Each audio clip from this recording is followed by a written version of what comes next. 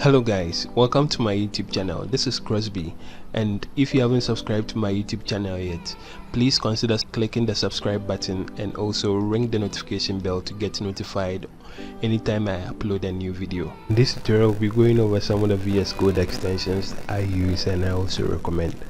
So if you do not have VS Code installed on your machine yet, head over to Google, type VS Code, and then click the download link over here. It will take you to this particular page. Once the page opens, you select the operating system that you use and then you install it. Now back to the VS Code. The first thing we need to do now is to click the extensions icon.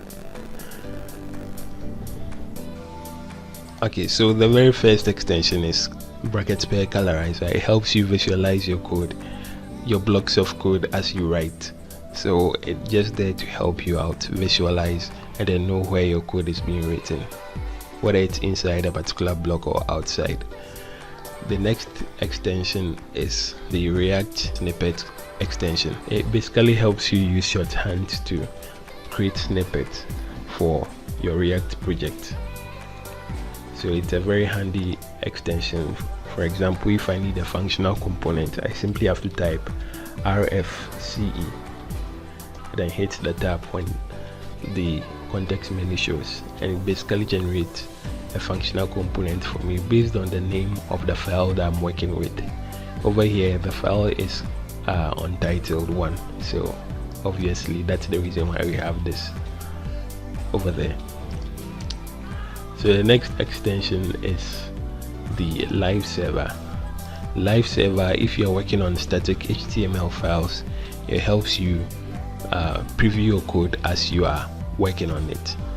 So for example, if let's say I want to preview this particular HTML file in the browser, I simply have to right click the HTML file and then click open with live server, and it will automatically open a new tab in my browser and show me the web project, as I can also make edits to it, and the changes will be effected immediately without me having to go back to refresh the page. So that's what the live server does. The other extension is real share. Real share basically helps you to collaborate with other developers in real time. So you can think of it like Google Docs. You can add a friend to either be an editor or a commenter. Over here you can add a person to edit your code as you proceed with your project. So basically that's what the live share does. The next extension is the Prettier code formatter. So what it basically does is, or what I basically use it for, is formatting JSON files or JSON strings. Prettier code formatter helps you do is to format your JSON string and make it more readable rather than having them in one line.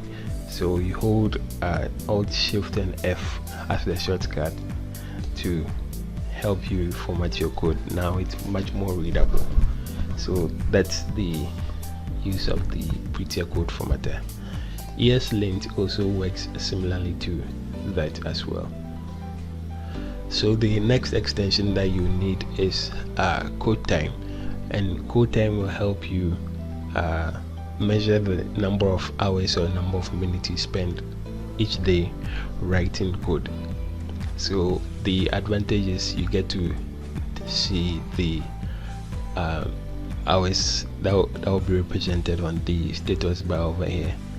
So once it's installed, it shows up like this, and every day has its own stats that it gives. So you realize over here it says code time is 0 minutes, and then that's 2 hours is the average code time globally.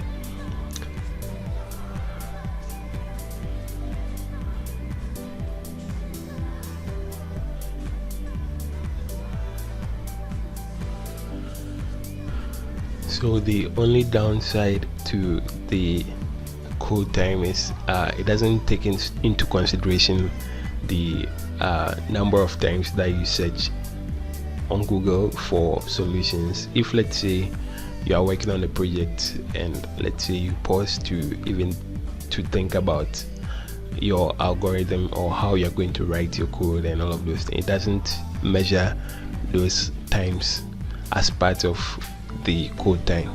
It only measures it when you start writing your code, when you start typing.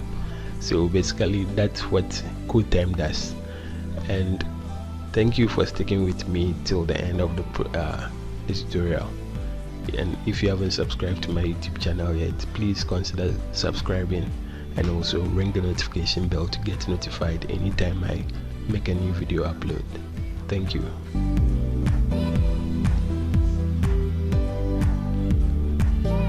Have a nice day.